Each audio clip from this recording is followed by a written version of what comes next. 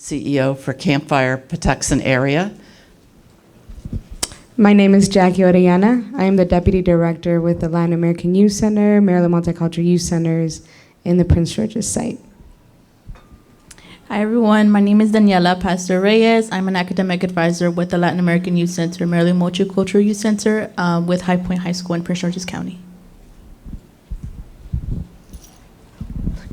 Hello everyone, my name is Breland and I work with Rosemary at Campfire.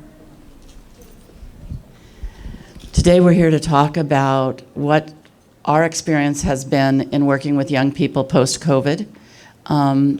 These young people have been involved in a process of identifying within the community the needs of young people and creating a service learning project that they created to educate the community and to help the young people in the community and their families cope with the mental health impact of COVID, as well as all of the other kinds of things that have taken place for our young people with many of the changes secondary to being out of school and so much more.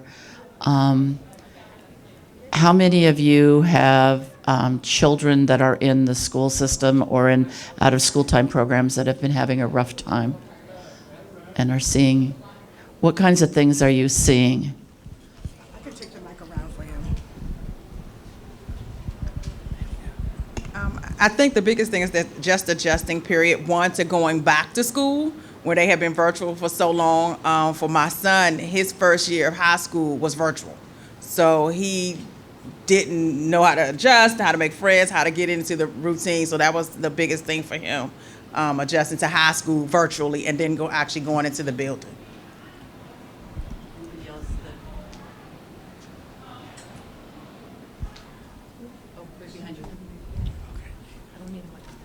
Okay.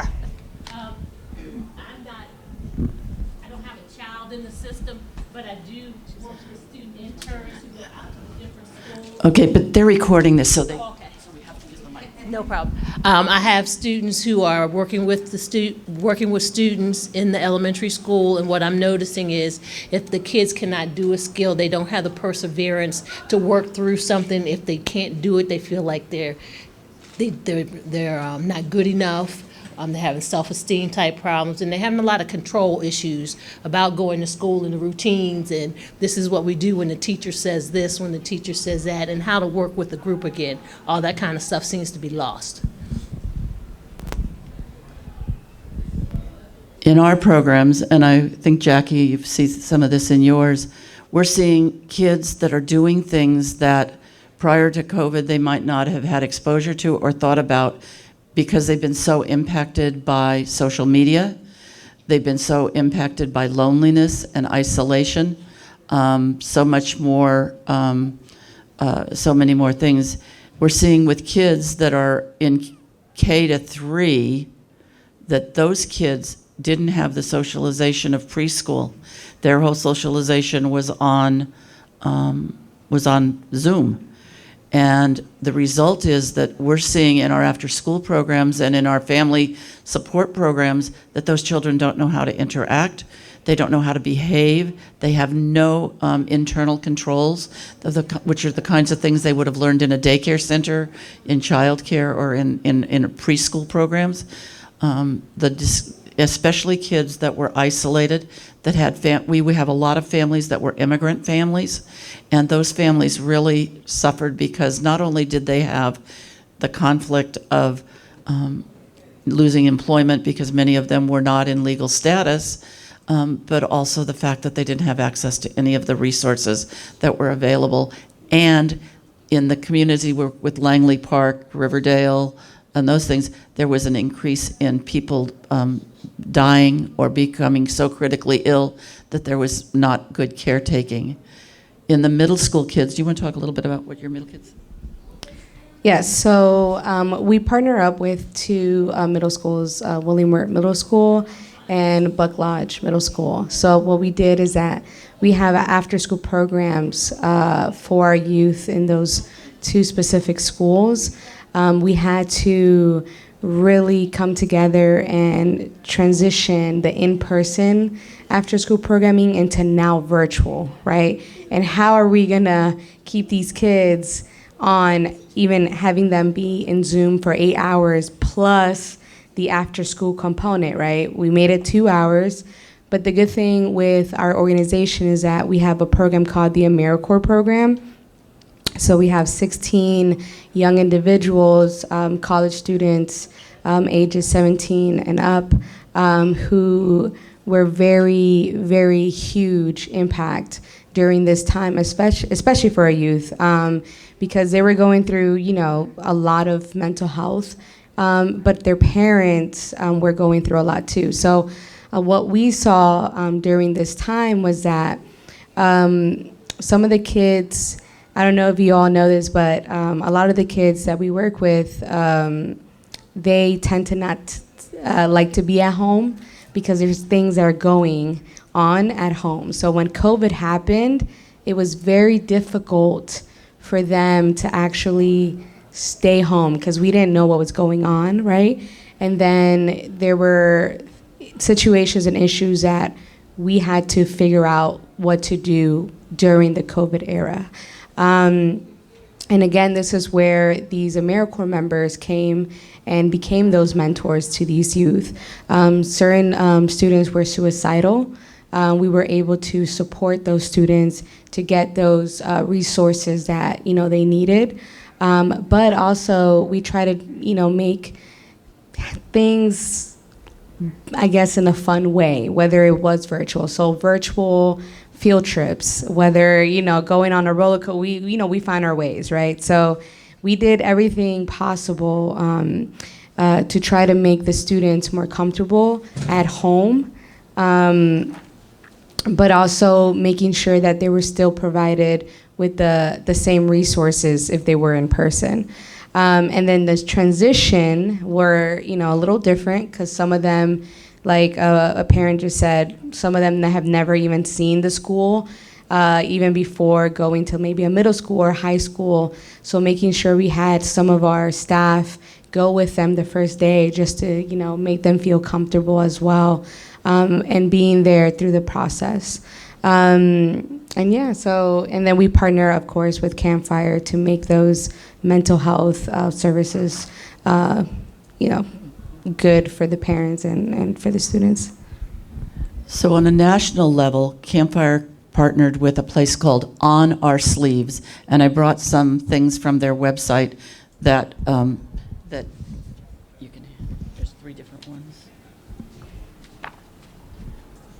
There's 3 different ones. So, On Our Sleeves is a on-site website that provides some really good information about mental health resources and activities. And I'm sharing with you 3 pages that we've used with the parents that we work with in our community. One of them is identifying anxiety. One of the things that I do is I teach mental health first aid, and I work with community crisis centers, and our staff works with community crisis centers to make sure that we're getting good services to our families. And one of the things that we've discovered is that there's been a significant increase in children age 7 and older, but in that 7 to 11 age, that have spoken ideology regarding being suicidal or wanting to do self-harm. And one of the things that the parents said to me in a recent parents meeting that we did is that they didn't know what to look for and what to identify as things that were important signs of whether they were involving themselves in self-harm, whether they were thinking about or using drugs or substances of abuse, whether they were experiencing anxiety, because at the same time the parents were having some of the same incidents. So one of the things that we've been trying to do much more. So I'm a mental health therapist in the school, and a Prince George's County school. So one of the things that I like to do every now and then is I could do a focus group, and I like to maybe have 6 kids that I feel may be struggling, may be having an impact in a similar area. And so, like, if I feel that there is someone who might be having an area where it could be something like self-esteem, or it could be something where I feel like I noticed that this person said this word and said that word, and I noticed that this student is frequently missing school. Like, I have a student who, like, I was a person who has to, like, put out a notice. Like, I noticed this girl is not coming to school because she is a student that I see, and her teachers, they take her absence every day, but they just happen to have never just taken the time to, hey, let me phone call home and find out what's going on. But it's a thing where she just feels like this sense of, I don't want to come, I just don't want to be there. And so for me, it's more of a thing where, like, before, if ever there's a child who they had, like, maybe like a bully or something like that, or someone who they maybe just didn't get along with, because of the Zoom and all that, some of them felt that comfort of just not having to see or deal with them. And now it's sort of a thing where it's like they kind of have to be forced in the same spaces and areas with them all the time. And so it's sort of this thing where they feel like that familiarity, and just like, because I'm around these people, I have to interact with them. And so, like, having those, like, lunch bunches and, like, those separate spaces, like, where you can just kind of, like, separate them for a little bit and just remind them that, hey, like, just because you're in this space with them doesn't mean that you have to necessarily, like, you know, do life with these people, interact with them, share your secrets and all that. Like, really starting to, like, normalize the fact that, like, hey, like, even though you are a child, like, I see your feelings and I understand the fact that, like, you know, you're supposed, like, a lot of times, like, you know, they're treated where they're like, you shouldn't be thinking about that, you shouldn't understand that, but the fact is that they are exposed. And so now what I do now is that I normalize it, and I'm like, okay, you've seen it, now let's talk about it, and let's have a conversation about it. And you know, just having to allow them to recognize, like, you know, hey, I don't think that girl's your friend. You know, like, just really personalizing them and humanizing these kids, these 12-year-olds, these 11-year-olds, like, even as early as 10 years old. So.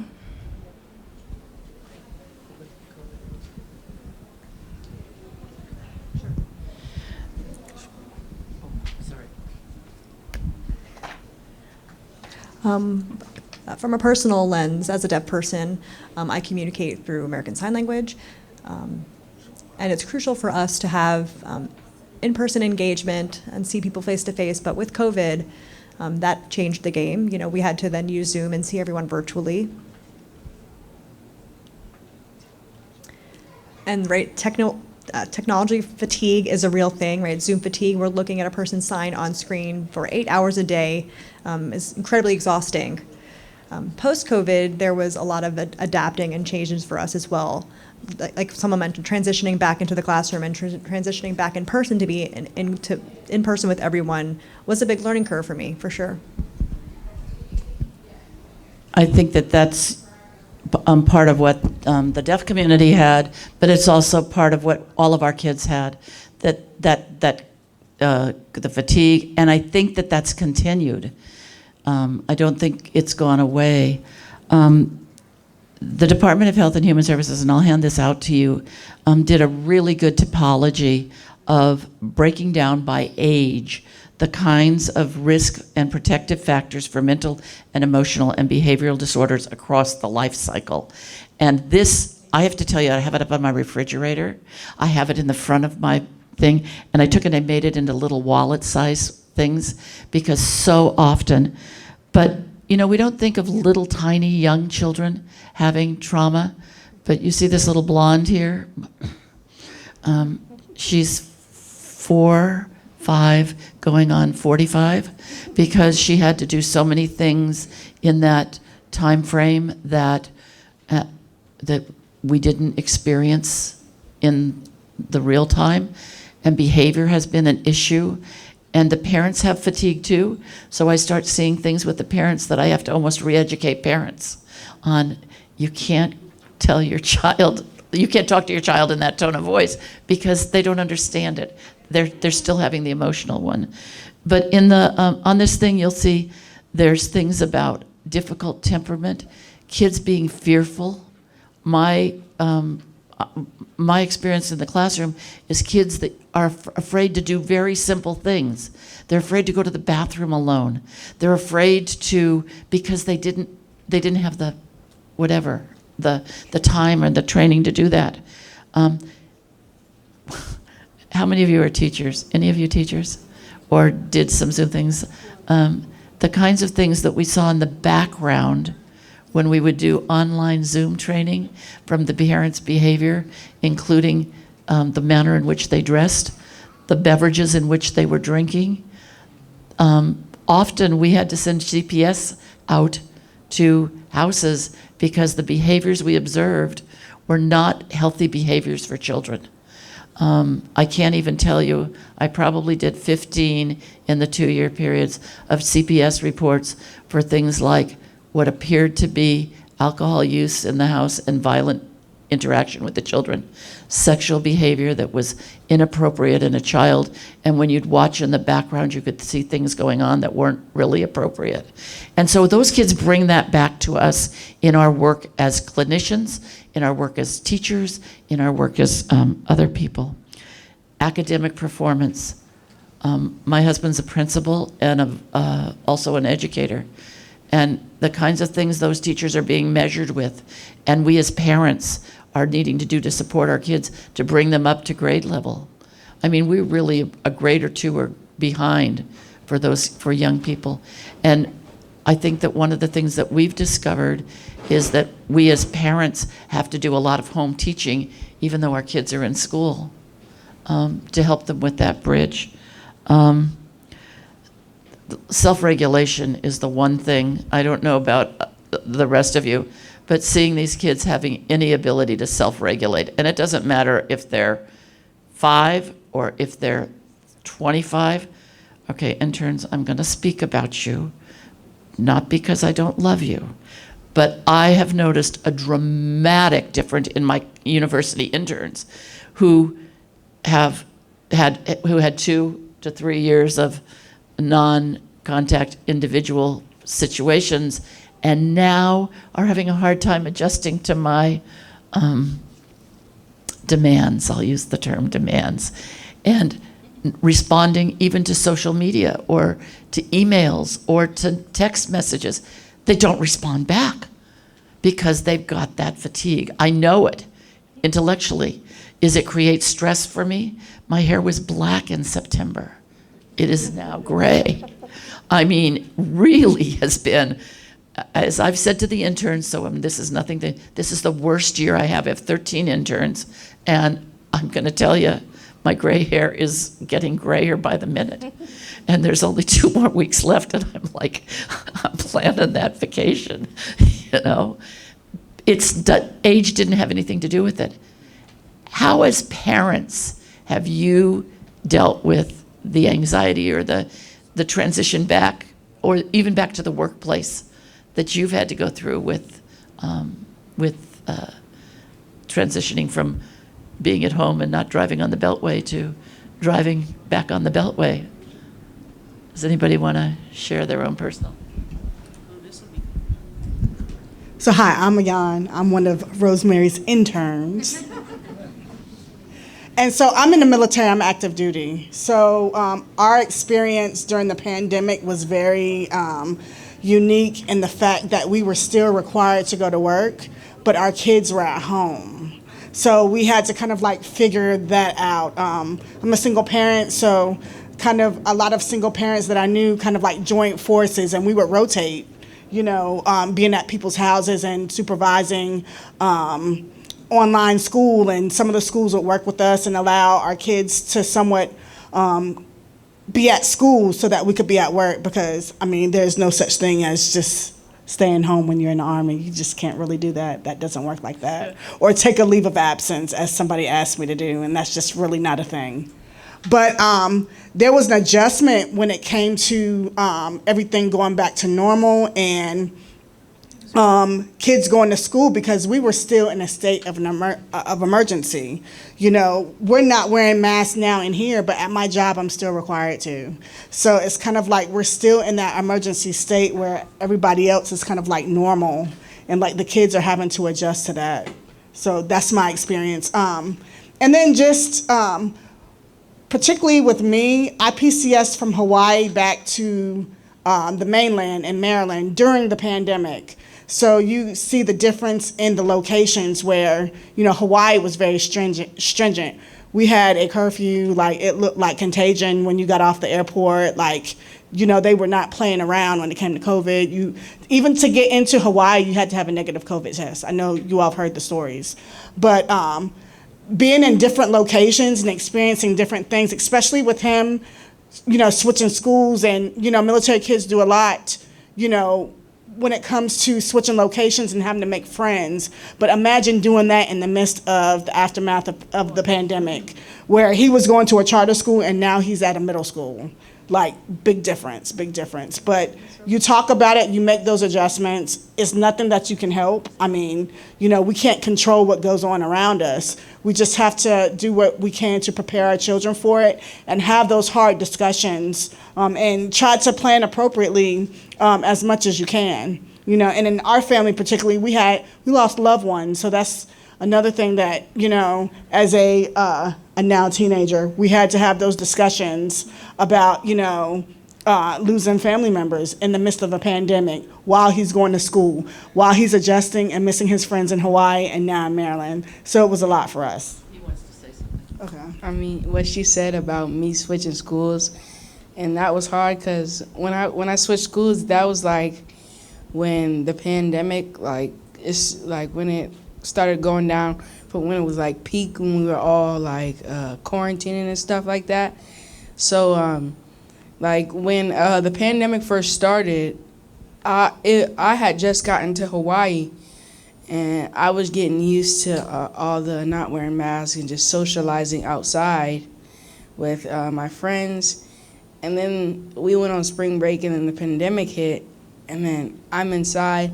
She still has to go to work, so I'm like having to socialize with my friends over Zoom, which is hard. Like, how are you supposed to do that? So what were some of the things that you did? You all had that text message? Yeah, too. some of the things we did, like we talked over the phone, and like we would text each other. And like what she said about how people would help her and stuff because she's a single mom and everything. Like I would go to my friends' houses a lot, and they would come over to my house too. So like that's how we made it. Like we made it work to where we could still socialize, but we're safe as well. Is there anyone else that would like to add a?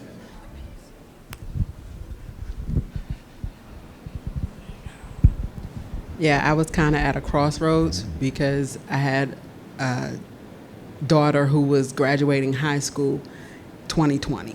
So she didn't have a prom, she didn't have graduation, things of that nature, and she really like stressed because that was their pinnacle, what they wanted to do, their graduating year, you know. And then I had her go to college, the community college, virtually. And so scheduling classes and financials and this, that, and the other, and she just cracked. You know, it wasn't, you know, because she looked forward to going to college. She was like, you know, I want to go, I want to experience, I want to be on campus, da-da-da-da-da. And she's at home, having to wake up and having to have all these hours on virtual and this, that, and the other. Now, in the meantime, my husband passed in March of 2020. And then I lost my job in 2021. So I'm sitting up there looking for a job and trying to do the at-home, you know, thank God I didn't have to teach them, but they were doing school virtually. So I was sitting in the background and I would see the teachers, and I had to dress professionally because they have to keep the cameras on and, you know, things of that nature.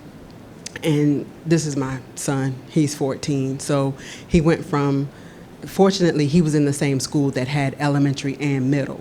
So he stayed at the same school, and then as soon as school opened up where he had to wear the face mask and the shield, I was like, you're going, because I need the space. I need the time where we're not together, so when you come back home, I can be a little bit better, because stress of trying to find a job, stress of trying to fix meals in between their lunch schedules and this, that. I mean, it was just too much. And now with him being back at school, it's like, you know, a little bit better, because it's not just him and the teacher, it's him and all his classmates. And they were able to, thank goodness, stay on virtual as far as communicating. You know, they had that breakout sessions where they were in little groups, and so they were like, you know, do you need help in this? Let's get this together so we can, finish this task or finish this assignment. So that helped, and he kept the same friends that he had from elementary up till middle school. So I was kind of a little blessed on that side. Did you want to say anything about your experience? So if you look at that sheet that I handed out to you, I ask you to just really, put it on your refrigerator, because some of the things that are happening in our lives now are normal for now. And even though they may not be what we would have liked 5 years ago, they're normal for now. And these are the risk factors, the things we need to see among our families, among our children. And it breaks it down by early childhood, middle school, adolescence, and early adulthood. And some of, at my age, I'm 72, and I find myself sometimes crying because I'm so overwhelmed by all of the changes. And I think all of us just need to be kind to ourselves. We need to have self-care plans that allow us to, if it means cry, it's okay to cry. If we need to ask for help, I think that's the thing that's the most difficult, is often we don't ask for help. We don't ask for help helping our children. We don't ask for help helping ourselves. We don't ask for help in our marital relationships or our significant relationships. And I think it's really important that we need to take care of ourselves and that we need to find ways that we can do that. And so now let me do a little commercial. We have a very large grant in Prince George's County through Community Crisis. And it's a grant that allows us to teach at no cost to participants who live in Prince George's County mental health first aid. Mental health first aid is a class that allows adults and people that work with young people to learn about the risk signs, the things that are most significant, and how to take actions. We schedule those courses in 2 ways. One, virtually, because some people still are not ready to come back together into a group, and also in person. There are 2 courses. There's one course, which is mental health first aid for individuals who work with adults or are around adults. And there's a second course called mental health first aid for individuals who work with youth. Okay? I'm working with Voice Volunteers of America. We just did one course there. We'll be doing some more courses there. If you're really interested in those courses, if you see Ian after, she'll get your email and we'll send you the information. As I said, there's no cost for that. It's an 8-hour course. 2 of those hours are done pre-work that you do before you come to the class. The other 6 hours are in person or virtual. The feedback that I've had from the individuals that we've taught is if only I'd known this information before and would have had these tools, I could have either, one, saved somebody who was really struggling and participating in self-harming events, taking drugs, using alcohol inappropriately. If I'd have known what the warning signs are, what to look for, and if I'd known how to help them. And it doesn't make you a practitioner or a therapist. It makes you a person who knows how to stop the blood, much like in regular first aid, and to keep the people going. this summer, we hope, Ian and I are getting trained so that we can do the same course for teenagers. And the course for teenagers is see something, say something, versus the big intervention. We're working on that right now. They've opened it up that youth development agencies can, in fact, provide that training. So we'll see what that will look like. And we'll be working with the health department and CCSI as we deliver that program.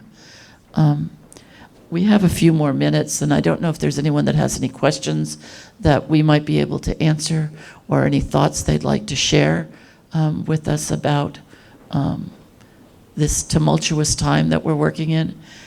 Any recommendations that you would share that somebody can put in their toolbox and take home?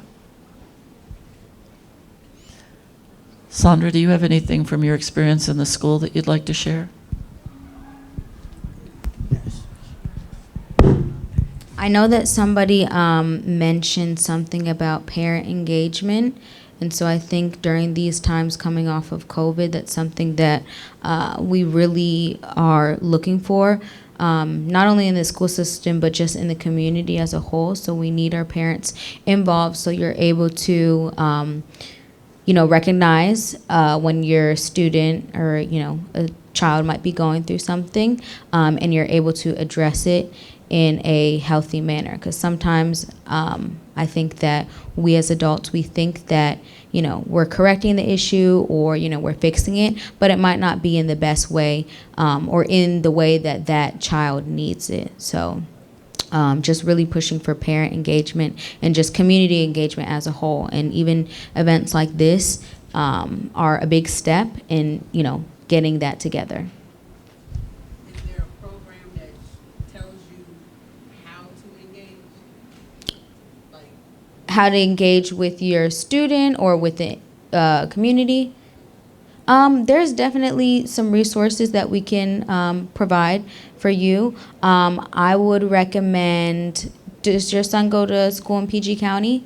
I would recommend getting in contact with his school counselor, or if the school has a parent engagement assistant or a community school coordinator, or a pupil personnel worker as well. So anybody on the support staff, typically those non-classroom based individuals, there are a bunch of resources that they can provide for you, and just really getting involved with your school community as well. I'm not sure if they have like a PTA or a PTO or any type of just parent group or community group. Those are some really good groups to be in to start these conversations and to get the word out and foster those communities. Thank you so much. Mm-hmm. Jack, did you want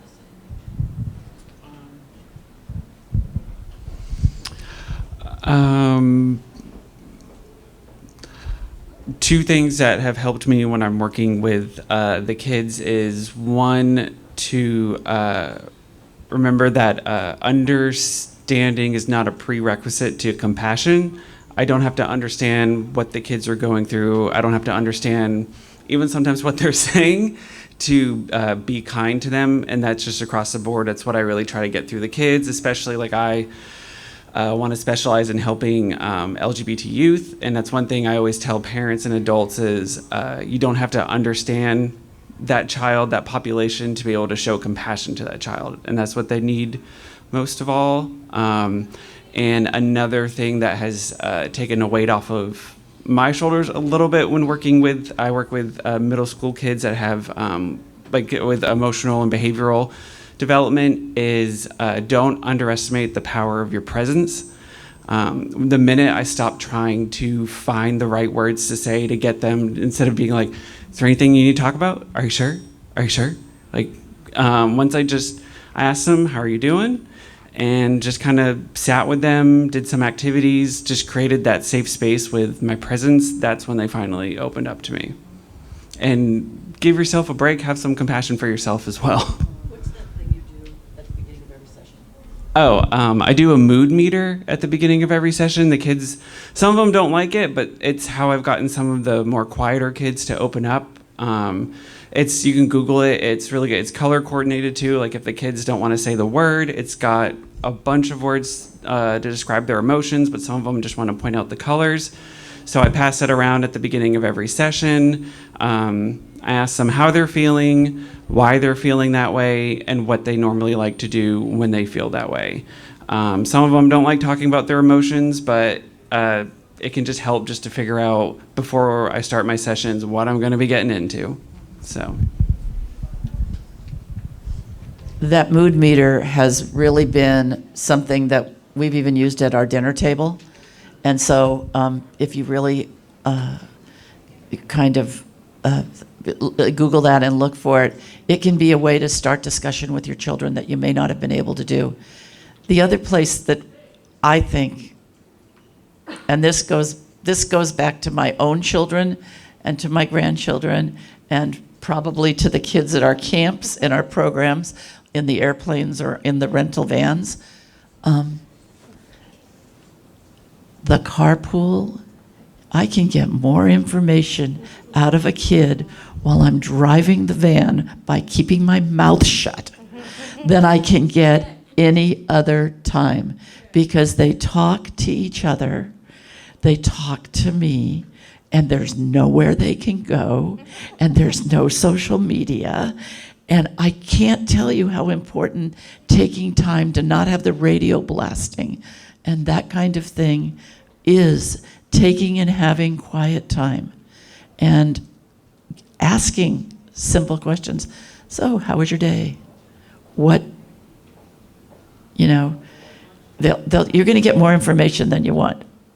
And the important thing is to process that as their voice and not react. And I think sometimes we all react when we hear something that hits our chakra in a way that makes us feel uneasy. They may not feel uneasy, but that may just be their chance to voice for us. So. Hi, everyone. One thing I'd like to share, it could just be through my personal experience. I'm sure this could be something you all could relate to in some type of way, shape, or form. I would say be okay with being vulnerable with your young people. I think that's very overlooked sometimes. And don't get me wrong, of course, being a parent, being an educator, teacher, counselor, whatever the case may be, we like to seem like we have all the right answers because we want to portray that image to our young people. Like, we give them the motivation, we give them these tools on a daily basis, we give them lectures if they're not doing the right thing. But I think it's also okay to open up those conversations with being vulnerable too. Growing up, you may not know how to ask the right question, or, you know, it may seem like, for example, oh, my mom, she seems like she's doing okay. I've never seen her have a bad day. I've never seen her cry. I've never seen her really talk about her feelings. So that means, you know, maybe I'm supposed to be having a good day. I don't know what these feelings mean. How do I start this conversation? But I think also I've noticed with the youth I see during the after-school program is that they're starting to learn how to have these conversations. When I ask them, you know, how was your day? Was it okay? Was it bad? Was there something that made you feel some type of way? And then that's when they start kind of expressing these emotions. I'm like, okay. I'm like, have you talked to your mom about this? Have you talked to your dad about this? Do you talk to anybody about this, right? Because most of the time, it's the educators at school that are the first ones to hear about things going on at home or things going on within themselves. As they're growing up, they're learning more about themselves. They're trying to find this connection, this community, this belonging, right? But it should all start at home. It should be being okay with having this conversation. You know, Mom, well, I had a bad day. I don't know how to feel these feelings. I don't know if it's okay to have a bad day. Like, what do you think? Have you ever had a bad day? How did you go about this situation? So I think it's another second thing for those of you that have young people that are 17 to 24. Oh. Okay. Little context. So I was a previous AmeriCorps member. And a little more context, I started within my senior year when it was virtual. Yeah, I started the AmeriCorps program while being in school and being in high school and still being virtual. I was very eager to find a job.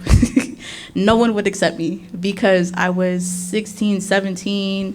I had no prior experience. Of course, no one is going to hire me, right? But I reunited with my supervisor, well, previous supervisor, Ms. Jackie Oriana, who used to be my job coach for a previous high school program when I was a freshman and sophomore. So we reconnected, and I was introduced to AmeriCorps. I didn't know a thing about community service at all. I didn't know what it was, what it meant, or the impact it could have on people. And with the AmeriCorps program, we support in this after-school program, the middle school programs, and I think it's also a great resource, you know, if it's available within your communities. If you have community centers in your local area, try to see if they have after-school programs, if they have summer programs. I think it's a great connection for the youth to also find their own people, get to know other people, get to know other perspectives, to find themselves.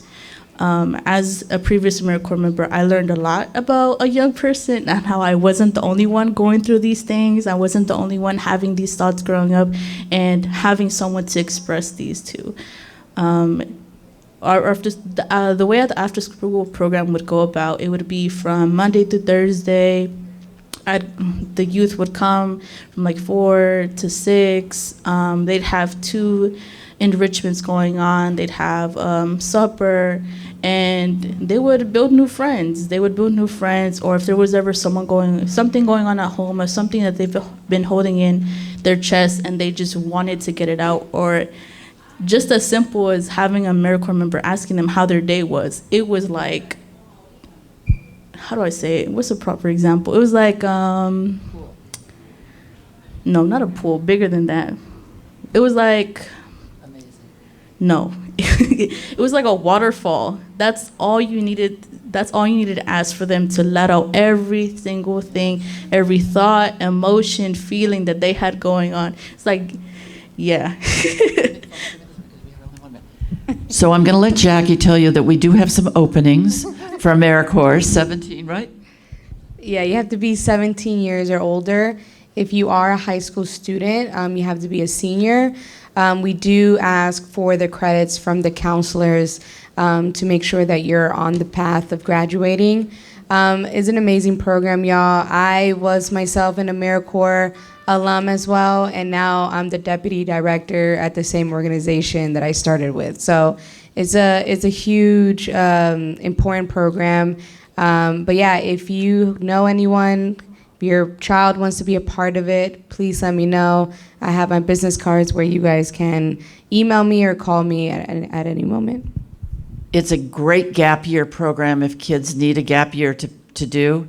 MMYC is currently recruiting individuals. The training they get is amazing. The most amazing piece of it is it's about for a full-time AmeriCorps, it's about $5,500 a year towards college or educational programs, and they can do that for up to 2 years now, or is it 3? Up to 3 years, and if you're a part-time member, you get about $3,000 for educational award, as we call it. So they can pay classes for college, any books or anything that goes towards educational options. They can't go buy a car or anything, right? But it has to be educational stuff. Those of us that did AmeriCorps or Peace Corps, stuff like that, it's a great opportunity. So for those of you who have kids that are struggling and they aren't sure if they're ready to go to college because of everything that they've experienced, it's a great opportunity. We from Campfire and MMYC want to really thank you for joining us today.